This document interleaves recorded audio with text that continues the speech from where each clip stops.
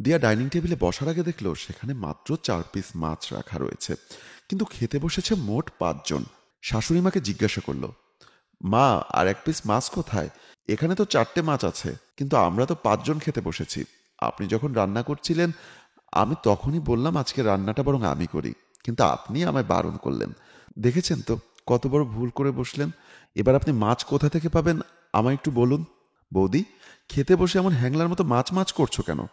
এমনভাবে মাছের কথা জিজ্ঞাসা করছো যেন তুমি কোনোদিন মাছ খেতেই পাও না। দিয়া, এখন তো তুমি বাবার বাড়িতে আছো, তাই তোমার নিশ্চিন্তের জীবন। চাইলেই সবকিছু হাতের মুঠোয় পেয়ে যাও। যেদিন আমার মতো শ্বশুরবাড়ি যাবে সেদিন বুঝবে। আমাকে শ্বশুরবাড়ি পাঠানোর খুব তাড়া, তাই না? আমাকে শ্বশুরবাড়ি পাঠিয়ে দিলেই তো এ বাড়িতে তুমি রাজত্ব করতে পারবে। আমার বুড়ো মায়ের উপর হুকুম করে খালাস হবে। আমি কি কিছু বুঝি না? দেখো রিমি, এটা আমার শ্বশুর বাড়ি আর তোমার বাবার বাড়ি। এখানে তুমি যত দিন ইচ্ছা থাকতে পারো। আমি তোমাকে বিয়ে দেবার কেউ নই। তোমার দাদা কিংবা মা যেদিন ভালো মনে করবেন সেদিনই তোমার বিয়ে দিবেন। আর আমি যদি বিয়ে করতে না চাই, তাহলেও কি জোর করে তারা আমায় বিয়ে দিবে? সেটা তো ঠিক আমি বলতে পারবো না, কারণ এ বিষয়ে আমার কোনো অভিজ্ঞতা নেই। আমরা বাবার বাড়িতে একটু বড় হলেই পাড়া প্রতিবেশীরা বিয়ে দেবার জন্য তাড়াহুড়ো লাগিয়ে দেন। তোমার মা যদি তোমার জন্য ভালো একটা পাত্র পেয়ে যান, তাহলে নিশ্চয়ই তারাও তোমার বিয়ের যোগাযোগ করবে। কারণ আমাদের মতো মধ্যবিত্ত পরিবারের মেয়েদের বিয়ে দিতে পারলে বাবা মায়ের অনেক শান্তি লাগে, সেটা যেমন পরিবারই হোক না কেন। ছেলে গভর্নমেন্ট জব করে মানেই রাজপুত্র। আচার আচরণ কেমন সেটা এত না দেখলেও চলে। যেমন ধরো আমাকে তারা এত তাড়াহুড়ো করে বিয়ে দিয়ে দিল, আমি আজ তার খেসারত গুনছি। আচ্ছা বৌমা, তোমার কি ঠ্যাস মারা ছাড়া আর কোনো কাজ নেই? সব সময় ঠ্যাস মেরে মেরে কথা বলো। আমাদের বাবু কি এমন খারাপ শুনি? সে তো তোমার সব শখ আহ্লাদই পূরণ করে।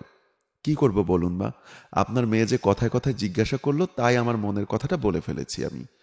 আমি কি আর বড় সাইজের লাইট নিয়ে খুঁজলেও আপনাদের মতো এমন ভালো পরিবার খুঁজে পেতাম? নাকি আমার বাবা মা পেত? আপনারা আমাকে বউ করে বাড়িতে থাকতে দিয়েছেন, এতেই আমার 7 গোষ্ঠী উদ্ধার হয়ে গেছে। এবারে বলুন, আর 1 পিস মাছ কোথায়, যেটার জন্য এত কথা উঠেছে? পাতের গোড়াটা ভালো করে না দেখে সেই তখন থেকে মাছ মাছ করছো। তোমার কাছে তো মাছ আছে দেখছি। নিজের পাতে যখন মাছ রয়েছে তখন আর কথা বলার কি দরকার? নিজের মাছটুকু খেয়ে চুপচাপ হয়ে যাও না। মা যেটা করেছে নিশ্চয়ই ভালো বুঝেই করেছে। আমি আমার জন্য মোটেও প্রতিবাদ করছি না রিমি। মা যাকে মাছ দেয়নি আমি তার বিরুদ্ধেই প্রতিবাদটা করছি। ও আচ্ছা, বুঝেছি। তোমার ভাইয়ের প্লেটের সামনে কোনো মাছ নেই তাই তোমার এত উচ্চা বাচ্চা, তাই না? কি জানো তো রিমি, আজকের এই উচ্চা বাচ্চা যদি আমি না করে তোমার দাদা করতো তাহলে বোধহয় বেশি ভালো হতো। আমার সম্মান রক্ষা করতে তোমার দাদা মোটেও শেখেনি। তোমার মা তোমাদের 2 ভাই বোনকে সঠিকভাবে মানুষ করতে পারেনি। আমার কথাটা তেতো হলেও সত্যি। দেখলে মা, দেখলে খাবার থেকে কেমন করে উঠে পড়ে তোমাদের অপমান করছে। সত্যি তুমি ঠিকই বলছো। এমন একটা পরিবারে দাদার বিয়ে হয়েছে যে মান সম্মান একদম ধুলোয় মিশিয়ে দিচ্ছে। নিজেদের তো মান সম্মান বলে কিছুই নেই। দেখ রিমি, তুই এখন অনেক ছোট। কিছুক্ষণ আগে তোর ভাবি বলল শুনতে পেলি না? তোর যখন তোর শ্বশুর বাড়িতে বিয়ে হবে তখন বুঝবি কত ধানে কত চাল।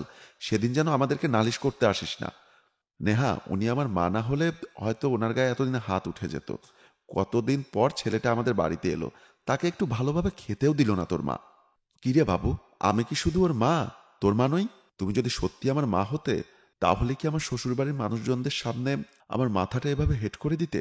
তোমার এই কেলেঙ্কারি আমার ভালো লাগে না। হয় তুমি এ বাড়ি ছেড়ে চলে যাও, আর না হলে আমাদেরকে এ বাড়ি ছেড়ে চলে যেতে দাও।